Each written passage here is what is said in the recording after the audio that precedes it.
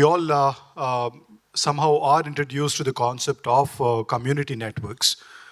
In the age when we see today the government of India again approaching BSNL to have the 4G networks furthered in the areas where there is no network at all, in spite of having this high investments in the along with the companies like Reliance and others, without really asking them, the government has gone back to BSNL to build the last mile network.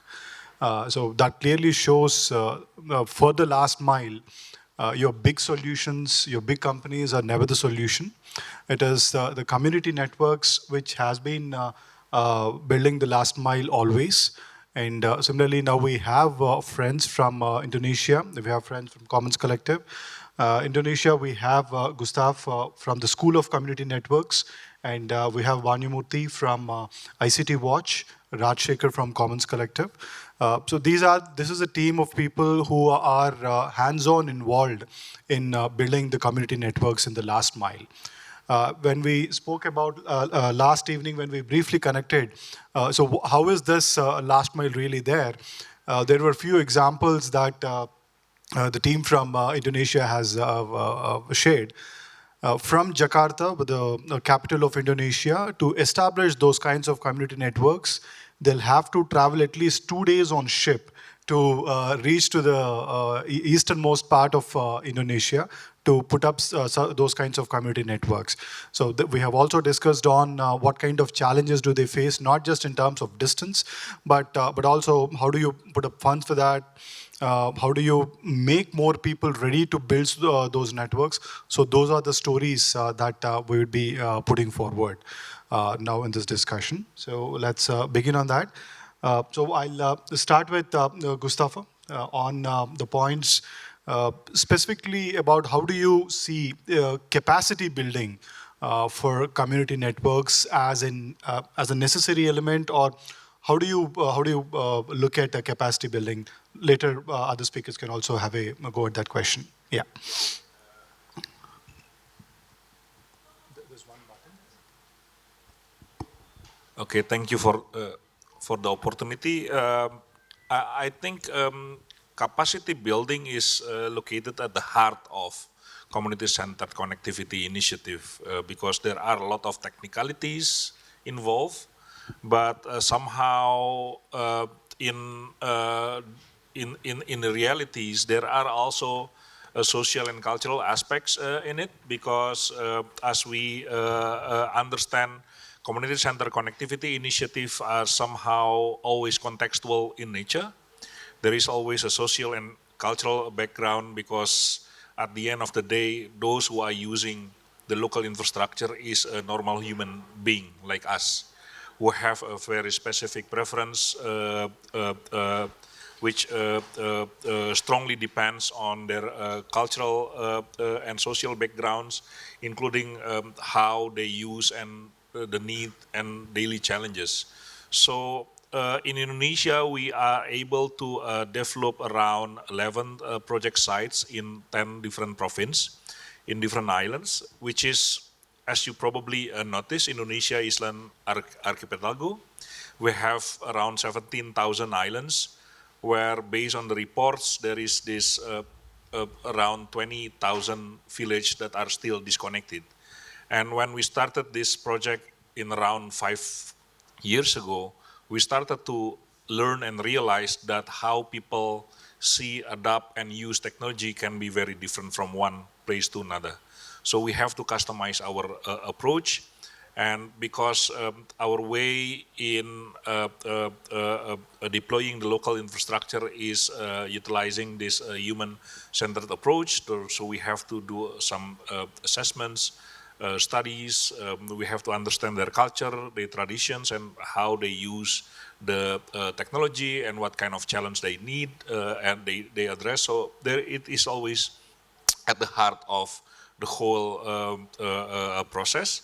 And I think when it comes to capacity building, it is not only for the local communities, but also for us. We have also learned and to increase our capacity to learn and understand, because in each project sites that we have developed, we also have to have kind of a framework on ethical and a culturally safe approach, because as we knew, certain in certain aspect, tech adoption process also have this disruptive impact and also some unintended consequences, which is we have to navigate and anticipate. And when it comes to people in rural and remote places, they are also kind of a vulnerable, because when technological disruptions give a direct impact to local culture and traditions, I think what is what the problem is the homogenizations of culture, which is it is can be threatening for the whole community. So that is somehow what we have been learned. Yeah. Yeah. So those are some nice points. And Banyu, please. Okay, I want to add a little from what has already Gustav explained.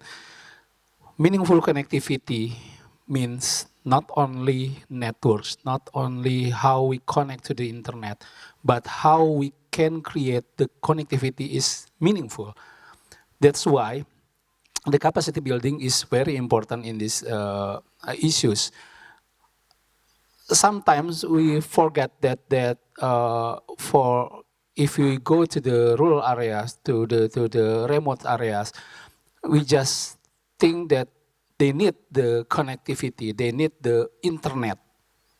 But beyond that, actually, what can they do with this technology? What the benefit? What the added value that can they get if they have this connectivity? I think that's become our goals to create the meaningful connectivity. So how the capacity building is should be work together with the building the network as well. What ICT West has already done, I support the common room for the School of Community Networks to build the capacity to educate the people in the network how they use the how they can use the internet productively. About we talk about the digital literacy, we talk about the ethics, we talk also about the digital marketing, we talk also about the digital parenting and so on and so on. So they can they can feel that this internet not only for quote unquote uh, playing with the social media or like yeah get the euphoria for any of kind that rise in this in the social media, but on further of that, but they how they can get the benefit of it, because in Indonesia this euphoria, the technology euphoria, is create like a negative impact. For instance, now we are have to tackle the misinformation. I think this is the same problem with India and others ASEAN countries, and also we also face the impact of the online gambling.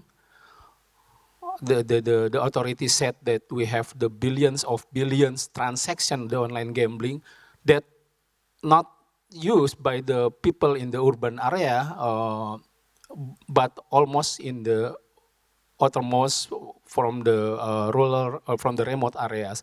So that's why we try to create the on-site training. We also to create the online training module. We also try to collaborate with other multi-stakeholder to how this connectivity not only built by the government but also built by the local community can give the good impact, can give the better added value for the peoples.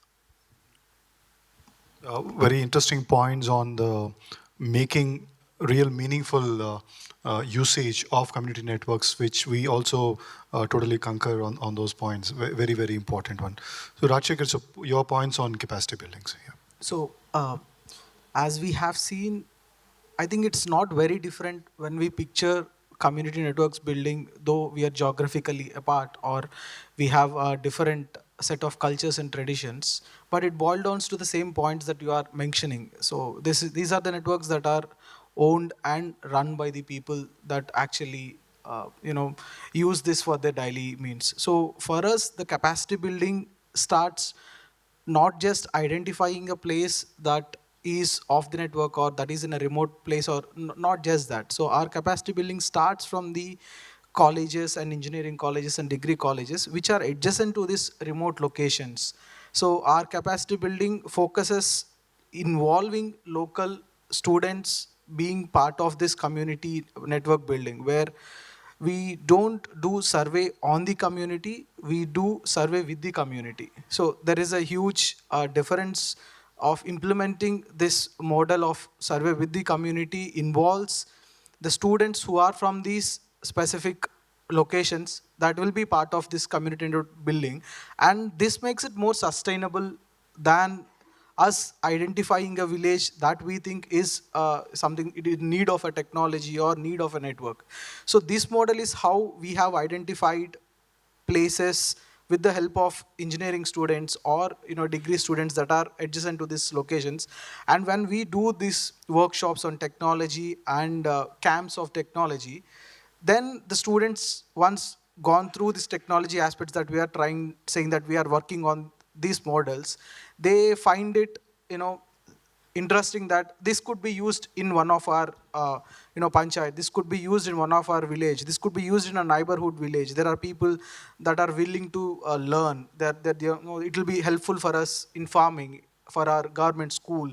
So these are the ideas that come up, and we work on with the community members on these ideas and see what are really the factors that are needed for them for their daily use in their network, be it farming related knowledge or be it school related necessities of education, or be having a community radio or having a mechanism for them to call internally or chat internally, that data stores completely inside that community network itself, which is not accessible outside that, which makes it a model where they can control how their data is being taken and used for their benefit.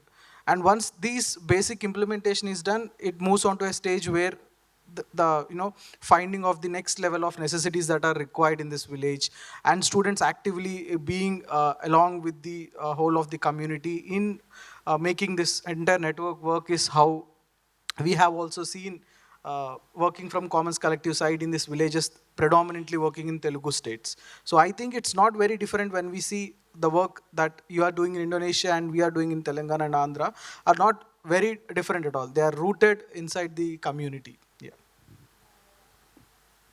So one interesting point is that the population density of both Indonesia and India are more or less the same.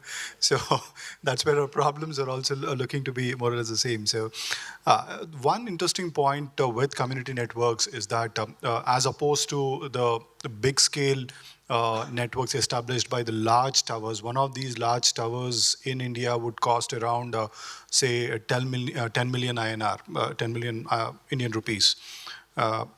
But that is not the kind of infrastructure that we would put when we're doing community networks. So an alternative approach is essential there. So what happens when you are looking at an alternative approach for putting up infrastructure and the ownership of this infrastructure? So how do you work on that? How do you manage that? In our approach, we try to create a very seamless framework which consists at least of four main pillars. The first is on policy and regulations. We have to make sure that our approach is comply with existing policy and regulations, because as we knew, either in India and Indonesia, telecommunication and internet service is heavily regulated with because of many reasons. Secondly is how we make sure the safety of internet utilizations, either for the users and for the providers. And third is the affordability, because purchasing powers of people and economic backgrounds can be very different. And in Indonesia alone, those who are accessing the internet outside of Java have to pay more money um, comparing to a Java island. And the fourth is the meaningful aspect of internet utilizations. Because at the core of the business process, I think what we are doing in community center connectivity initiative is mostly try to do meaning making and value creation process. It has to be valuable for the local community and it has to be meaningful. At least it has to be addressed on basic services like education, health, um, environmental services, and recently, I think we also have to see how community-centered connectivity initiative can also address climate change challenges, because in Indonesia, most of our project location is directly impacted by the climate change. So this climate resilience initiative is somehow becoming more and more important in that sense. Okay, I think I want to underline the multi-stakeholder, the collaboration, because it's very important to see, yeah, Indonesia, like Siddharth say, we have like a similar condition. The term is no one size fits all. Gustav has already said that we not only educate the people in the local areas, but also we learn from them, because we cannot create some similar methods to each of area. So that's why I think when I talk about the multi-stakeholder collaboration, it's not only the in the national level. We always said that, yeah, we have to collaborate with the government, with the private sector, with the academy, with the civil society. But I see that it's only in the national level. How about the local level? We talk about like policy and regulation, not only in the national policy, national regulation, but how about in the local regulation? How the local government can adopt? How the local government can understand the principles of the internet, for instance, how they can understand the law, actually, the internet regulation. Sometimes we have to, yeah, we have to discuss with them first, because they have no idea actually what the regulation for the internet issues. Also with the academy and also local civil society organization. I live in Jakarta, in the capital city. Gustav is also live in Bandung, near the capital city.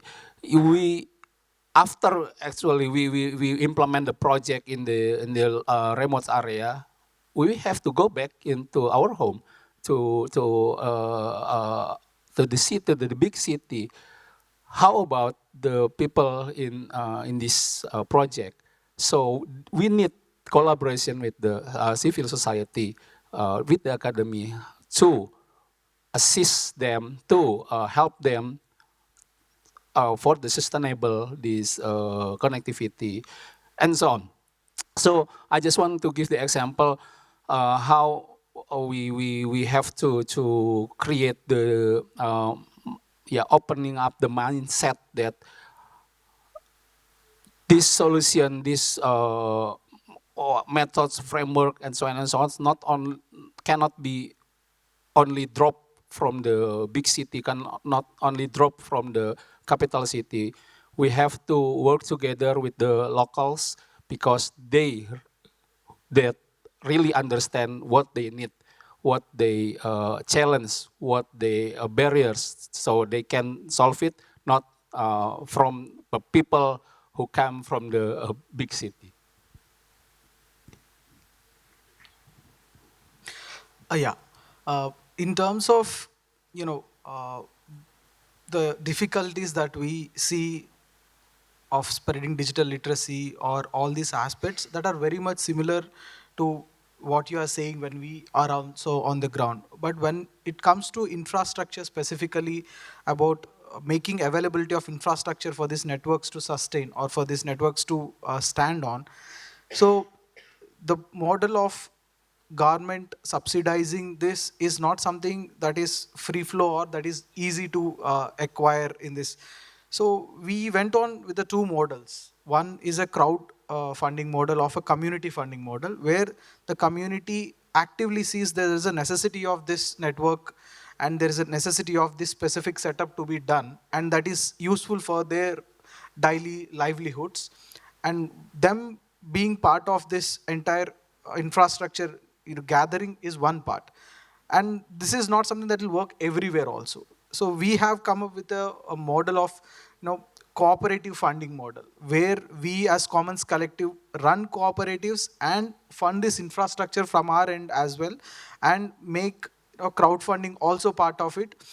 So this infrastructure limitations and waiting for the government from our from their side to come and support us is not as easy as we thought it would be. And especially in India, the project something as PM Vani, Prime Minister Vani. So this is a scheme that has been introduced a couple of years back, and we thought it would work and stabilize this community networks that their villages are trying to, or in the remote locations or in the Adivasi places that are trying to actually use this technology. It did not happen in that way because the government looked at community networks more of a distributor and vendors. So they did not see that as a community to empower, or to make them, give them accessibility of that sort. So that is when we also had to rework on how to make this infrastructure availability. And one more challenge, as you mentioned, connecting them. So making a mesh network and having a local server and having data in that is a one aspect. When there is a chance of giving internet to that, local network and internet are two different aspects that we need to work on depending on the location where we are working on. When it is a location where there is a chance to connect it to the internet, the privatization of this network is becoming more challenging. What happens is not just it is becoming privatized, though we can say that there is BSNL, there is rail network in our country. Once, the contrasting part here is once these networks are becoming privatized and these public networks are becoming more and more inefficient day by day. This is not done, this is not happening coincidentally or anything. This is done very organizedly where private networks are strengthened and public networks are losing that efficiency which can give subsidized, which can provide last mile connectivity in this country. And when these become inefficient, the models that we are trying to bring and implement internet to these community networks is becoming a more tough challenge. You either have an option to subscribe to the private network and connect it to the community, or else you're completely not there. So this is one of the challenges that we are seeing, and it is increasing day by day in this country where we are seeing the complete privatization of these networks happening. So that is one of the main aspects that we see in this infrastructure and policy level. Yeah, so you want to add a point on that or nothing? Yeah. I think one of the interesting aspect of community-centered connectivity initiative is it requires a deeper level of engagements. Absolutely. To being present. So it's not only local infrastructure, but also local services.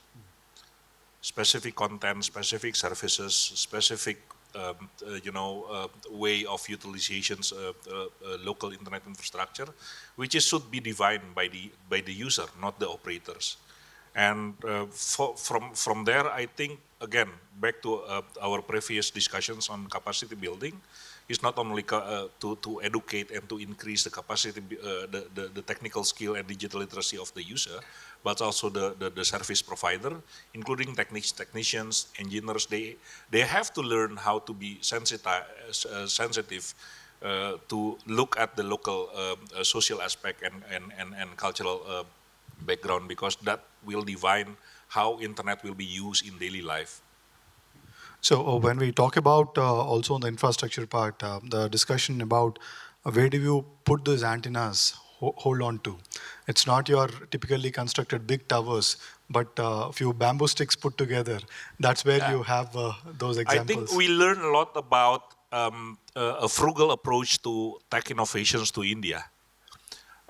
When we started to do these projects, we started to learn that outside of Java Islands, can be challenging to build a triangle tower for internet backhaul as a main access.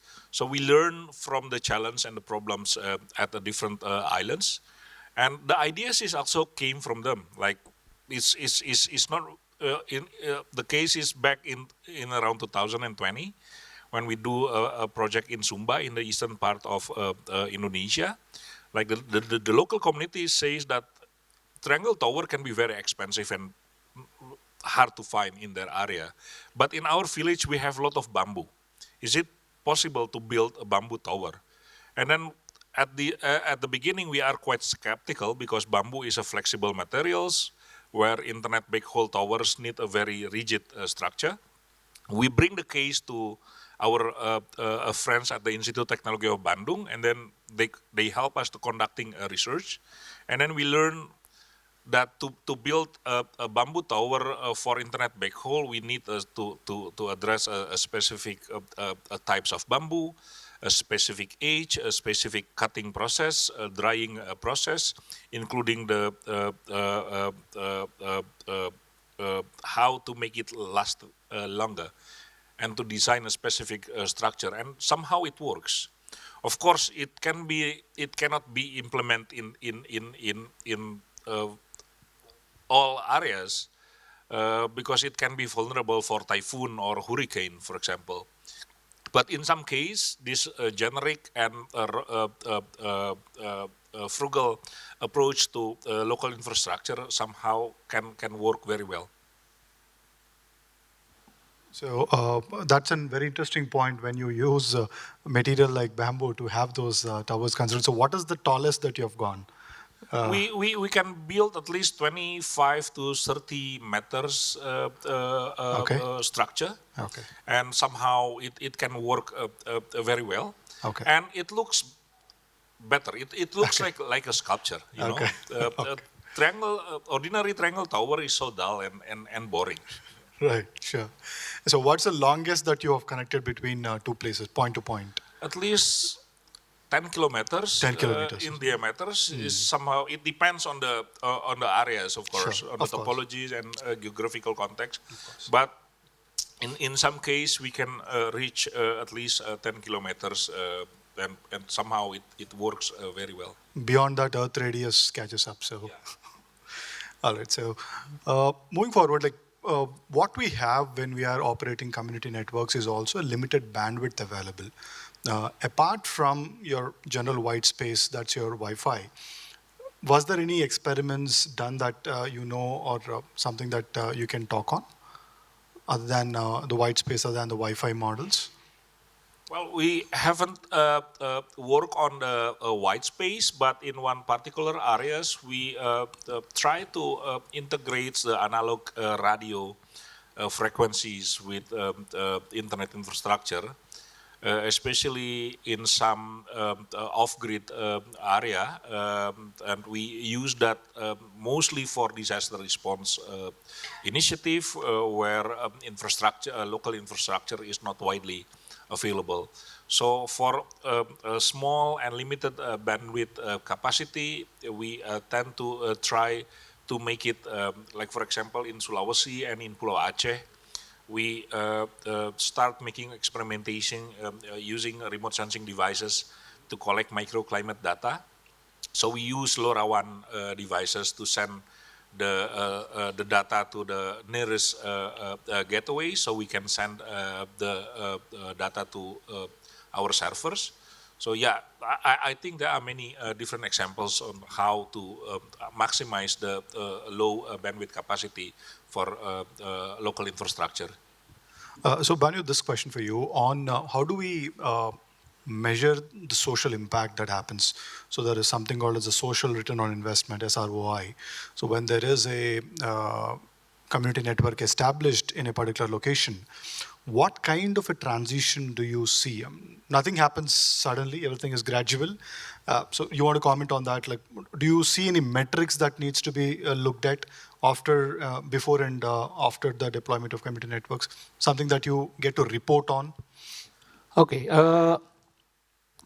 One thing that we have already done is like kind of monitoring and also like re-evaluation after the implementation.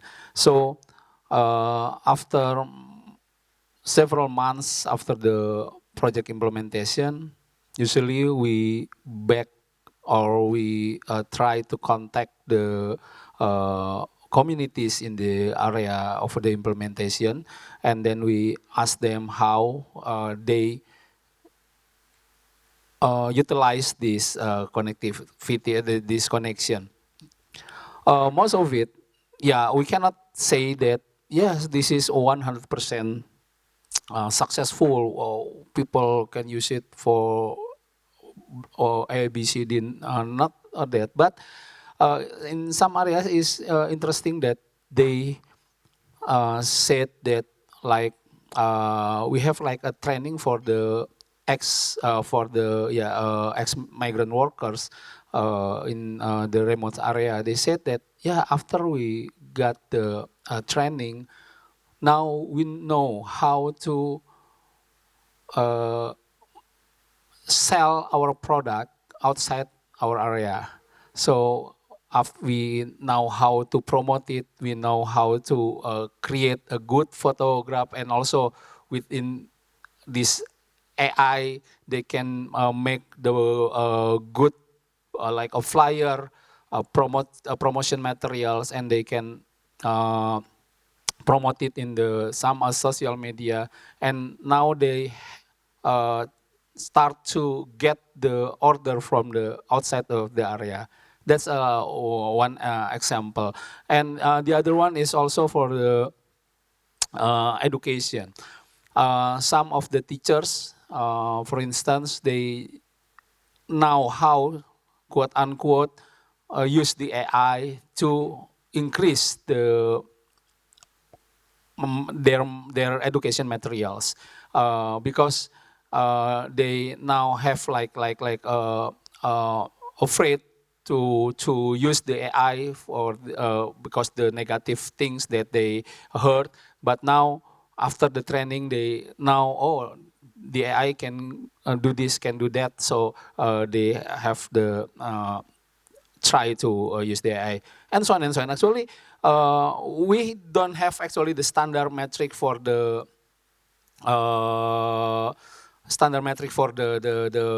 evaluation, but we try to get the feedback from the people in the implementation project how they use this connectivity.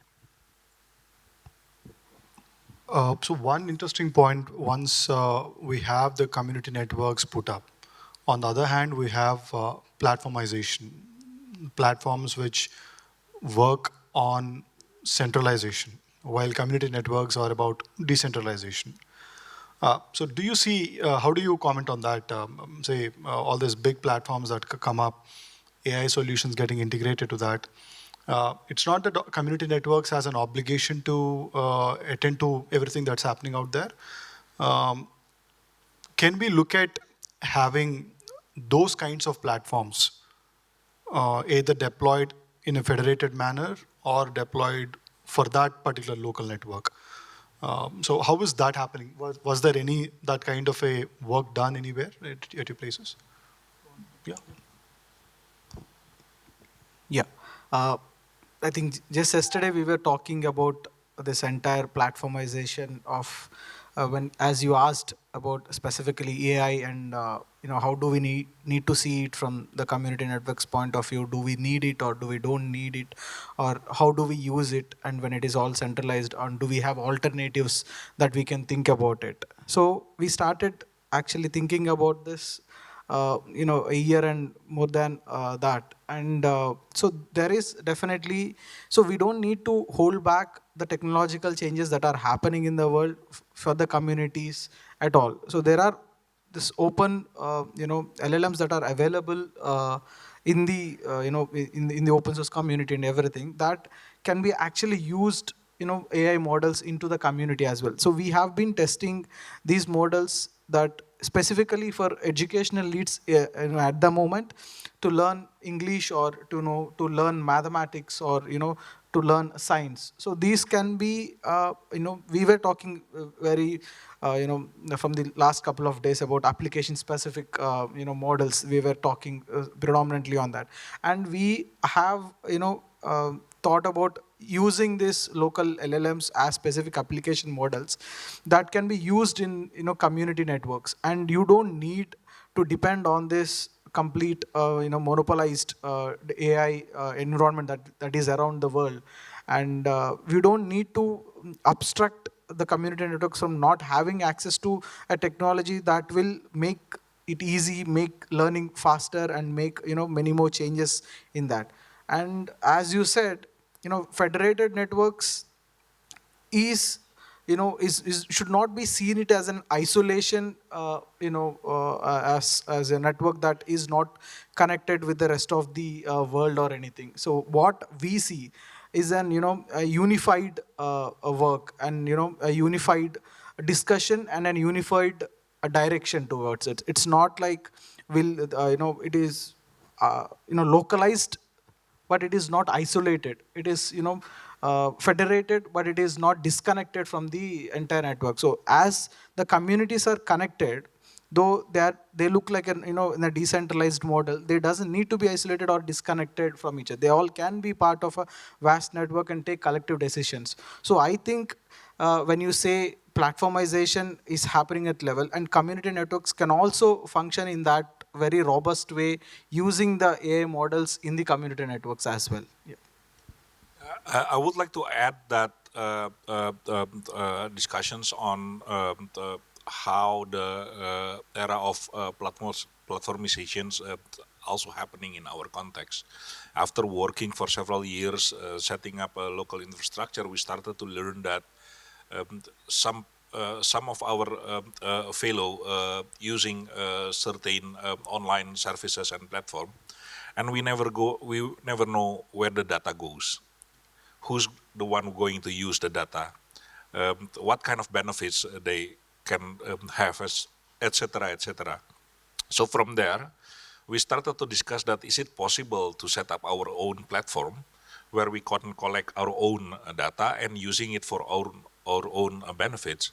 So starting from that, the last 2 years, we also started to try to integrate the community center connectivity initiative with this platform. We currently try to set up this open source microclimate data platform.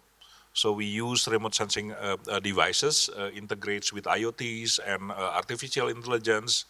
We're collecting all the microclimate data from some of our project sites, sending it to our servers, doing some data analytics and visualization, and sending back the informations to our local community so they can have more better decision-making process, either for agriculture, for fishery, or for climate resilient initiative.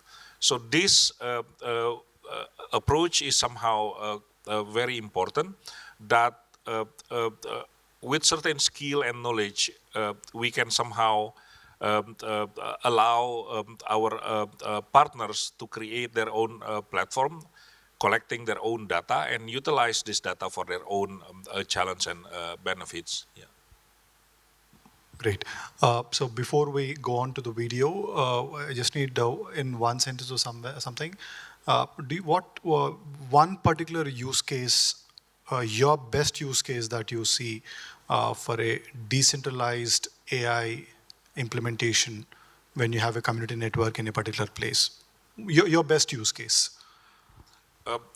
There is this an experimental attempt to do some, we call that a tiny EI projects. Tiny I. Tiny EI. Oh, AI, okay, Yeah. sorry. So how we can develop an AI approach that not require a big infrastructure, cloud servers, frameworks, and so. Is it possible to develop AI approach for very specific purposes? Like for example, in Ciptaglar, currently we are started to making experiment to integrate the traditional agricultural calendars Okay. with AI predictive weather forecasting. Okay. So the decision making can integrate the ancestral knowledge with scientific knowledge to have more, because the climate dynamics are becoming more and more complex.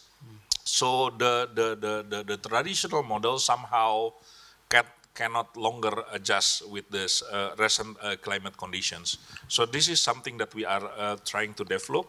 And then we also developed what we call a community-based innovation for climate resilient initiative, where we try to introduce how to develop the DIY weather station to collect microclimate data, sending it to our server, using AI model to do some predictive and forecasting on weather dynamics, and then sending back the information so the local communities can have more decision making for their own activities in the field. Yeah, So your use case would be decentralized AI for climate. yeah, something like that. Yours, Banu. I think I think that's enough because I have Gustav for that, and maybe I give my time to see actually the video. Oh yeah, sure. Yeah, this is the projects that we just do in Indonesia. Yeah. Should we move?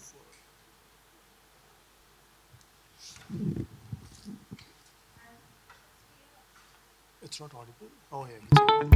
Lab inovasi untuk ketahanan iklim atau Collabs yang kami kerjasamakan antara Fair Forward dengan mitra kami Kementerian Network Foundation itu fokus pada peran AI dalam ketahanan iklim, bagaimana masyarakat dapat beradaptasi dengan perubahan iklim saat ini dan berkontribusi untuk ekonomi biru.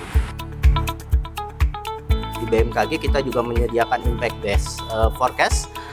Jadi selain memberikan perakiraan cuaca, bagaimana impactnya pun, dampaknya seperti apapun, itu berusaha kita tampilkan.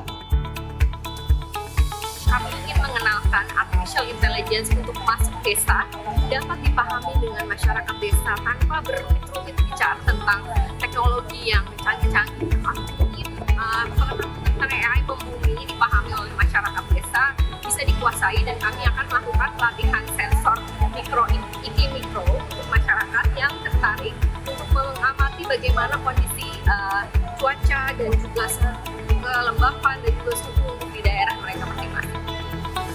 Jadi untuk iklim sendiri kami itu lebih ke arah informasi yang jangkanya agak segi panjang. Jadi dari 10 harian, bulanan, musiman, dan akhirnya ke perubahan iklim. Partisipan diajak untuk membuat DIY weather station, yang mana weather station ini cukup sederhana dan ini merupakan praktikal langsung dari teknologi IoT, yang mana mereka nanti si alatnya bisa nangkap data-data terkait iklim yang sederhana, cukup dengan sensor untuk temperatur dan kelembaban.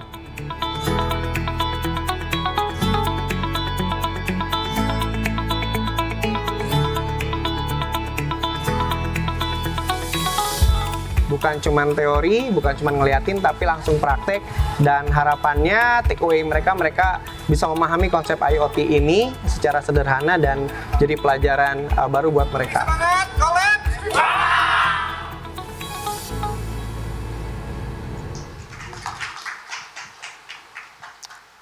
So just one use case you would want to say. So yeah, of course, climate modeling is a way that we definitely want to see in the remote locations and the rural part where the agrarian communities are predominantly there in our states. I also see the use case of this in urban spaces as well, where there is a dominant, people migrating from rural areas due to complete debts or financial constraints or encroaching of forest areas or anything. These people move to the cities and settle down here in areas which becomes the workers areas in the cities, and these spaces need these decentralized or these AI models in offline way for them to access knowledge that is behind a paywall, that is behind a complex network, that behind a chargeable network. You have to pay hefty amounts to get the access to this 5G, or you need 50 Mbps of internet, and these are all something that you are not able to access. So that doesn't should not stop the the children or the workers from having access to the knowledge for their children, for their education, should not become a constraint. I see these local models also helpful in urban spaces where this predominantly these areas are located in their community space or in their school, where this can be put on. And the same way as we are telling, learning English, learning mathematics, learning every kind of knowledge that is needed, it can be done in the urban spaces, though the urban spaces are seen as a place where you have complete access to everything, but it is not the reality when it comes to the people who hardly earn 150 200 rupees a day. This actually becomes an alternative for their children, and for them to have access to knowledge. This is where I see the use case in urban spaces as well. So, all right then, thank you very much, everyone, for covering multiple aspects of community networks, from there how AI gets integrated into the community networks. We spoke starting from the capacity building to the alternate infrastructure model, the research, the funding aspects of it, and the policy aspects of it, and the AI and platformization aspects of all this. Maybe small additions on that. Yeah. The next big thing will be consist of a lot of small, beautiful things. Absolutely, absolutely. So towards that world, thank you very much. Thank you, everyone.